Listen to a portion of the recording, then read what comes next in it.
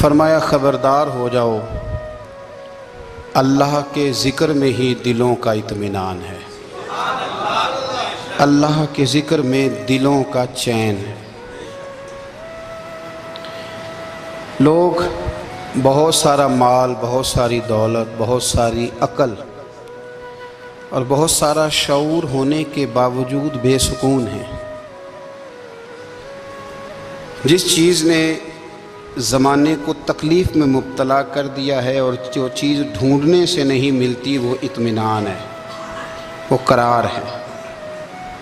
لوگ بھیک مانگتے ہیں، منت کرتے ہیں، دہائی دیتے ہیں کہ کہیں سے سکون کی دولت مل جائے، لیکن وہ میسر نہیں آ رہی۔ بڑے بڑے لوگ ہیں، اور میں عرض کر چکا ہوں کہ مالدار بھی ہیں اور عقل مند بھی ہیں، باشعور ہیں، پڑھے لکھے ہیں، پر قلبی سکون، راحت، اطمینان، چین انہیں میسر نہیں آ رہا۔ راتیں جاگ کر گزر جاتی ہیں، دن آزمائش میں بیت جاتا ہے۔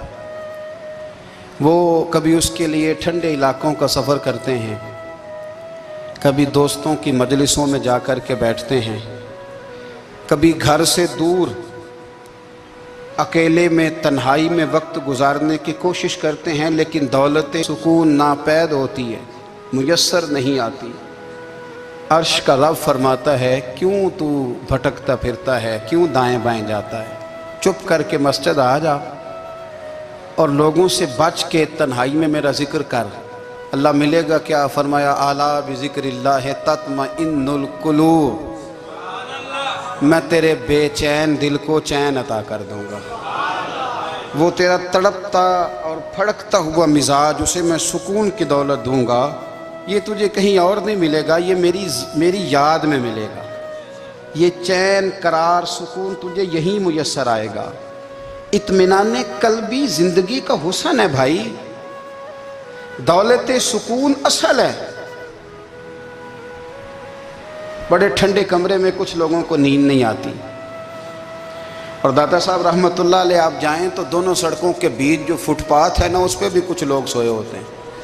ادھر سے بھی گاڑیاں گزرتی ہیں، ادھر سے بھی گاڑیاں گزرتی ہیں، لیکن بس نیند ہے نا، اللہ کا فضل ہے، اس نے دے دی ہے، آنے والوں کو آ گئی ہے۔ اطمینان قلبی، میرا معاشرہ بے سکون ہے، بے قرار ہے۔ مجھے کچھ لوگ کہتے ہیں جی میں آج کل بڑا بور ہو رہا ہوں، تو میں کہتا ہوں یار ہمیں تو ٹائم ہی نہیں ملا آج تک بور ہونے کا، نہیں وقت ہی نہیں اتنا میسر آیا۔ کون سا ٹائم نکالے جس میں بندہ بور ہو؟ وہ تو ہے کہ انسان کچھ فارغ ہو، کہیں اس کے پاس گنجائش ہو تو بور بھی ہو لے۔ کیسے بور ہو لیتے ہو؟ یہ کیا ہوتا ہے بور ہونا؟ زندگی میں اتنا وقت ہی کہاں ہے کہ انسان بور ہوتا پھرے اور یہ تصور بناتا پھرے کہ میں بڑی آزمائش میں ہوں، تو میں بڑے بور ہو رہا ہوں، تو میں بڑی تکلیف میں ہوں۔ تو وقت بہت زیادہ ہے ہمارے پاس، لا یعنی کاموں میں ضائع بڑا ہوتا ہے، تو ہم بور ہوتے ہیں، پریشان ہوتے ہیں۔ اللہ فرماتے ہیں یہ جو میری یاد ہے نا، لیکن اس کا بھی ایک طریقہ ہے یاد کا، اس طریقے سے اگر میرے رسول کریم علیہ السلام نے فرمایا اللہ کا ذکر اس طرح کرنا کہ دیکھنے والا تمہیں دیوانہ سمجھے، لوگ سمجھیں کہ کوئی مجنون ہے، کوئی جنونی ہے، کوئی پاگل ہے۔ یہاں اللہ تعالیٰ معاف کرے، آپ ذکر کی مجلس چھیڑیں، آپ نعت شریف کی مجلس چھیڑیں تو بہت سارے لوگ پروفیسر بن جاتے ہیں، وہ ساری نہیں ہلاتے، ان کی زبان ہی حرکت میں نہیں آتی۔ حالانکہ رب کریم کا ذکر اس طرح کرو کہ دیکھنے والا تمہیں دیوانہ سمجھے، کہیں اور کھونے کی ضرورت ہی نہیں۔ میرے حبیب گویا ہمیں فرماتے ہیں تو رب کے ذکر میں اس طرح کھو جا کہ تجھے دنیا کا خیال ہی نہ رہے، تجھے پھر دنیا کی ہوش نہ رہے۔ لیکن اگر نماز میں بھی خیال غیر آئے، ذکر میں بھی توجہ کہیں اور ہو، زندگی میں وہ عجیب لمحہ تھا، وہ میرے ساتھ تھا اور میں تنہا تھا۔ اگر ماحول یہ ہو کہ آپ کہیں جسم کے ساتھ تو موجود ہوں، روح موجود نہ ہو، تو پھر لذت ذکر بھی میسر نہیں آتی، پھر کیف نہیں حاصل ہوتا۔ یاد رکھیں کہ اس طرح کھو کے رب کی یاد کہاں سے کیف آئے گا؟ الجھ ہی پڑا گئے ہیں۔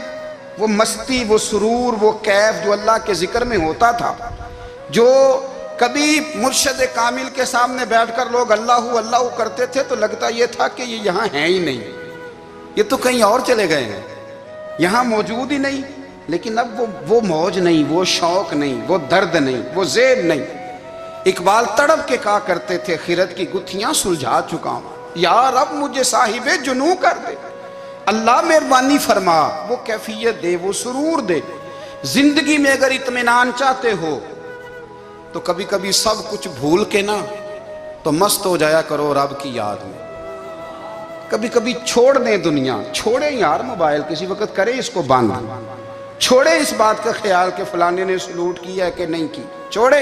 حضرت باجزید بستامی رحمت اللہ تعالیٰ علیہ فرماتے ہیں میں نے اعتکاف کبھی اپنی مسجد میں نہیں کیا، اس لیے کہ سارے ہی ہاتھ چومنے والے، سارے ہی پیار کرنے والے۔ فرماتے میں جب اعتکاف کرتا تھا تو میں بستام سے دور نکل جاتا تھا جہاں کوئی مجھے جاننے والا نہ ہو۔ اٹھ بلیا چلو تھے وسیے جتھے وس دے نہیں سارے ینے، نہ کوئی ساڈی ذات پچھانے تے نہ کوئی سانو مننے، چل ادھر چلیں۔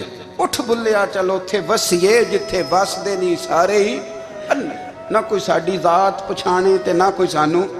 اتنا شوق ہے سلوٹ کرانے کا، اتنا شوق ہے تعارف کرانے کا، اتنا شوق ہے اپنا بتانے کا، تو یہ چیز غلبہ کر جاتی ہے، پھر نام رہ جاتا ہے، روح نہیں رہتی، پھر وجود رہ جاتا ہے، پھر باطن کی کیفیت نہیں رہتی۔ خدا را اپنے آپ کو بے چین نہ کرو، بے قرار نہ کرو، بے سکون نہ کرو، رب کی یاد میں آ جاؤ، درود و سلام میں آ جاؤ، نعت کے حسن میں آؤ، تلاوت کی دنیا میں آؤ، سجدوں کے نور میں آؤ۔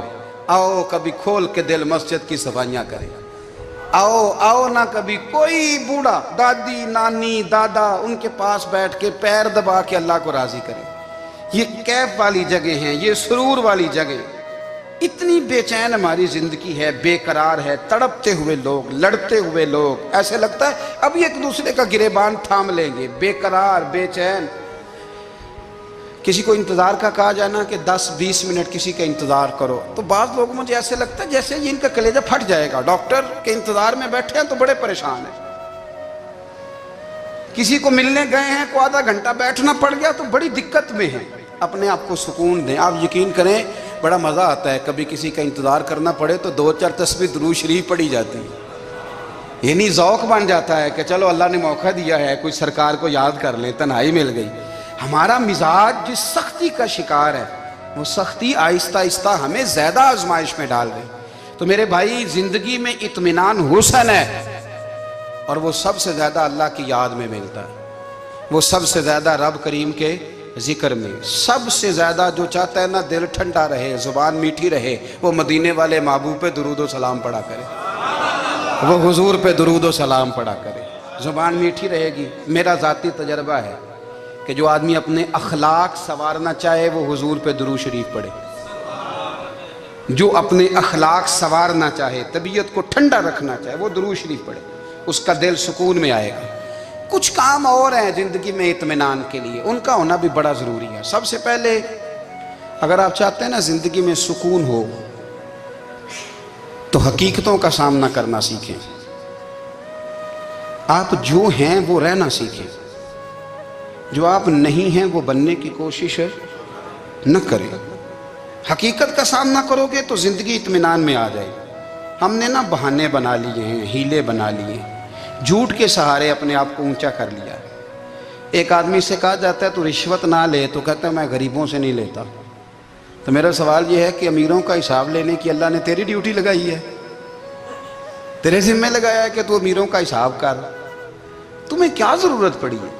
ہم نہ بہانہ کرتے ہیں، رشوت لینے والے کا الگ بہانہ ہے اور سفارش والے کا الگ بہانہ ہے۔ حقیقت کا سامنا کریں، حقیقت کا۔ جو میرے ذمہ داریاں ہیں وہ میں نے پوری کرنی، جو آپ کی ذمہ داریاں ہیں وہ آپ جان نہ چھڑائیں، حقیقت پسند بنیں۔ میرے رسول کریم، پھر پڑھیے درود شریف صلی اللہ تعالی علیہ وسلم۔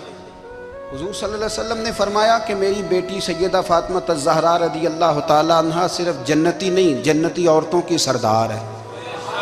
لیکن حضور نے یہ بھی فرمایا کہ فاطمہ یہ خیال رکھنا اگر اللہ نے حساب پوچھا تو حساب تم نے خود دینا ہے۔ حقیقت کی طرف توجہ کرائی حضور نے۔ وہ صرف جنتی نہیں، جنتی عورتوں کی سردار ہیں، پر حقیقت کی جانب توجہ۔ میں حقیقت یہ ہے کہ اگر مالک نے حساب پوچھا تو اس کی تیاری بھی کرنی ہے۔ دیکھیں نا، ہمیں کچھ یقین نہیں، اللہ معاف کرے کہ ہمارا حساب کیسا ہوگا، لیکن کتنے آزاد ہیں۔ یعنی بڑی دلیری سے بندے کہتے ہیں فجر نہیں پڑھتا جی، 3 پڑھتا ہوں جی، شاہ رہ جاتی ہے جی، کپڑے صاف، بڑی دلیری سے۔ اور سیدہ فاطمہ الزہرا نے ساری رات مصلی باندھ رکھا ہے، حالانکہ انہیں یقین تھا کہ رب مجھے بغیر حساب کتاب جنت دے گا۔ حقیقت کا سامنا کریں، جو حقوق آپ کے ہیں وہ آپ نے ادا کرنے ہیں، جو ذمہ داریاں ہیں وہ ذمہ داریاں ہیں۔ دیکھیں نا، حضرت موسیٰ کلیم اللہ علیہ السلام کے پاس اسرائیل روح نکالنے آئے تو حضرت موسیٰ نے تھپڑ مارا، آنکھ نکال دی، واپس گئے۔ اللہ انہوں نے تو جلال فرمایا ہے، کہا موسیٰ علیہ السلام سے کہیے بیل کی پشت پر ہاتھ رکھیں، جتنے بال ان کے دستے مبارک کے نیچے آئیں گے اتنے 1000 سال ان کی عمر بڑھا دی جائے گی۔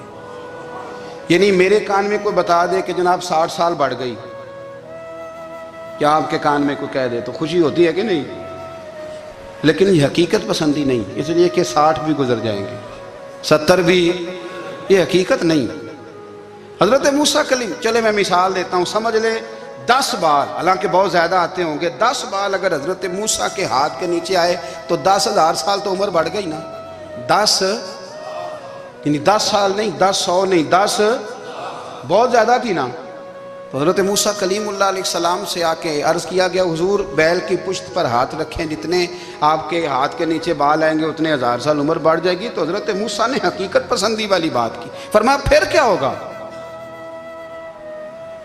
10,000 سال کے بعد پھر کیا ہوگا؟ کہا حضور جانا تو پھر بھی ہے، فرمایا پھر ابھی چلتے ہیں۔ اگر جانا ہے نا، جانا ہے تو پھر، اگر جانا ہے تو پھر ابھی۔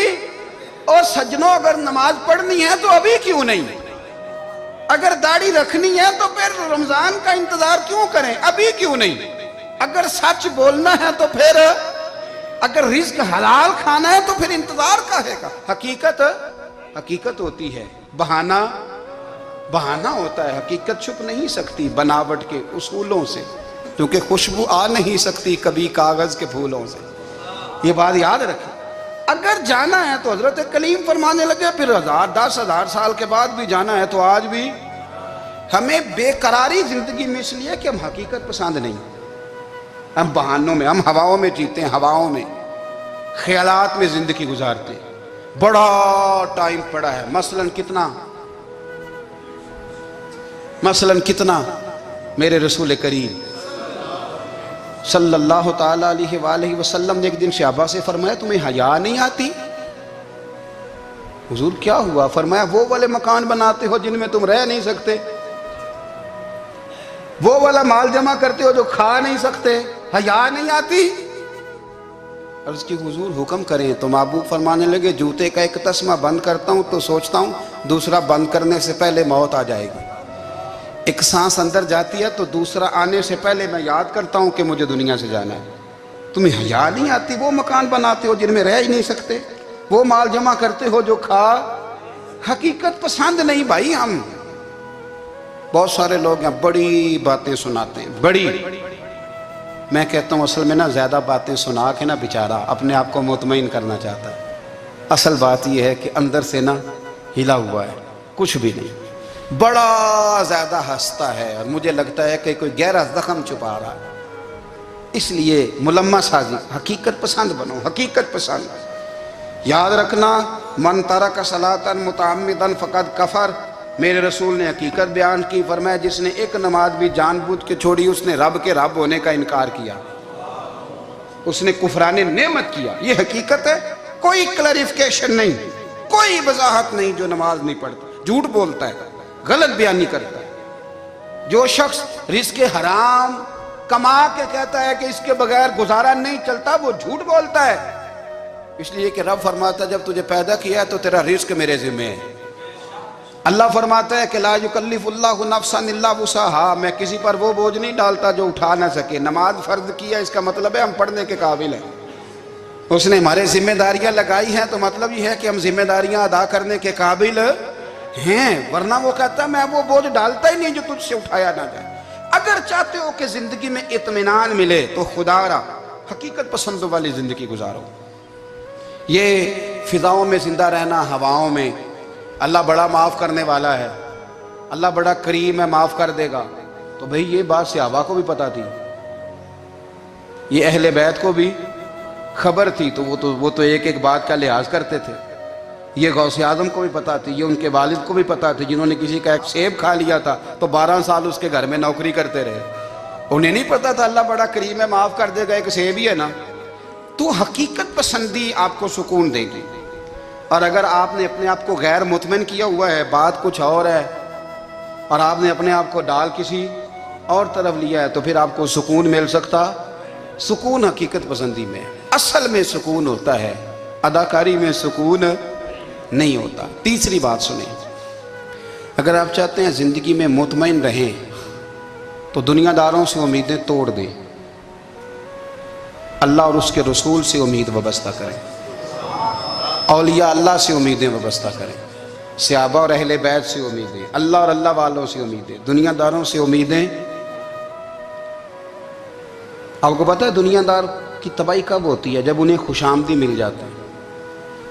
چودھری کا بیڑا اس وقت غرق ہوتا ہے جب اسے چودھری کہنے والے زیادہ ہو جاتے ہیں. سیٹھ صاحب اور نواب صاحب بیچارے تباہ تب ہوتے ہیں بھولے پن میں، جب ان کے دائیں بائیں ریلا ہوتا ہے سیٹھ صاحب کہنے کا. لوگ انہیں کھانا چاہتے ہیں، پیار ان کا نہیں ہوتا، ان کی جیب کا ہوتا ہے. محبت ان سے نہیں ہوتی، ان کی کرسی سے ہوتی ہے. ضروریات کا پیار ہوتا ہے، تباہ کر دیا جاتا ہے. ہماری ساری توقعات دنیا داروں سے وابستہ ہو گئی ہیں. ناراض نہ ہونا، پیروں نے، مولویوں نے، درویشوں نے، انہوں نے بھی سیٹھ رکھے ہوئے جلسوں کی صدارت کرانے کے لیے. یعنی مذہبی جلسہ ہے، اس میں بہت زبردست پڑھے لکھے صاحب تقوی عالم کا خطاب ہے، اور کی صدارت وہ بندہ کر رہا ہے جس نے عشاء کی نماز بھی نہیں پڑھی. وہ بندہ صدارت کر رہا ہے، کیوں؟ اس لیے کہ اس نے لاکھ روپیہ دیا محفل میں. خدا را دنیا داروں سے امیدیں چھوڑ دیں، ورنہ آپ کمزور پڑ جائیں گے، آپ کی امیدیں ٹوٹیں گی.